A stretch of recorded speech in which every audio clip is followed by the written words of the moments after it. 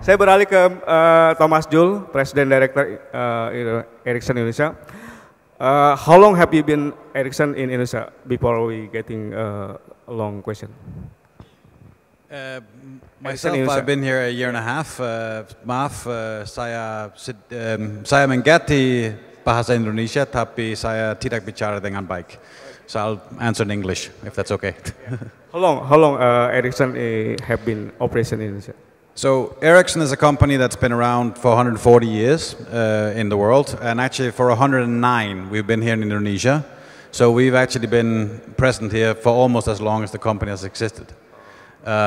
It's of course a history that has been a lot of other things than what we're doing now, but today we are working with mainly cellular infrastructure. We've been working with three of my colleagues here in the panel, particularly. I think that we are doing a lot together with them. We are working a lot with them on how do we develop infrastructure, how do we develop the services, how do we develop the technology underneath, because of course there's a lot of R&D that goes into what we do. But I also want to say that I am very happy to be on this panel today and sitting here with somebody representing an insurance company, because I think that is actually a very important statement for what's going to happen in our industry. My honored customers have already spoken about the transformation that's happening and how we need to educate users, how we need to transform ourselves, but also how we need to transform society, ecosystems, and all the other things that follow. And as the complexity of what we're doing increases, as we reach out and we actually start transforming society, as we get into what we call the network society, what's going to happen is going to be much more vast and the impacts are going to be much bigger. But it requires all of us to work in the ecosystems that Ibu Dian and others have been talking about here today already. Okay. The big issue in 4G is how to operator manage the traffic because there so many data hungry.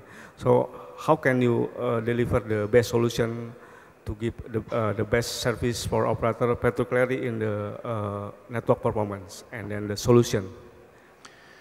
I mean, a very easy answer for me would be to talk about technology and talk about the boxes that we deliver. And of course, we put a lot of money into R&D and we put a lot of cooperation into this with our customers.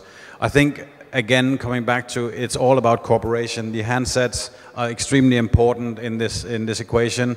The collaboration with the operators, the collaboration with what we're doing on the R&D side, making sure that we do not just develop technology for technology's sake, but really something that fits with what the operators need and how do they get to a place where they can actually explore the technology in a way that the end users get the benefits that has been spoken about here today.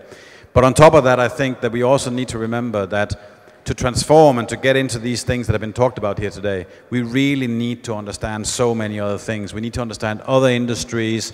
We need to take in other technologies that's going to allow us, for instance, to spread technology into the peatlands of Indonesia so we can monitor what's going on there. We're going to need battery technologies that take us 10 years between charging instead of 10 days or 10 minutes or 10 hours. We're going to need a lot of other things to get there. And I think that ecosystem is where Ericsson wants to play, and that's where we want to help our current partners, but also our new partners in new industries, transform society to what we believe will happen over the next coming years. Okay.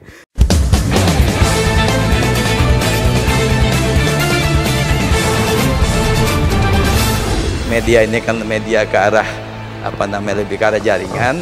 Tentu aplikasi-aplikasi yang kami pakai kan menggunakan berbagai jaringan, baik aplikasi internal maupun eksternal.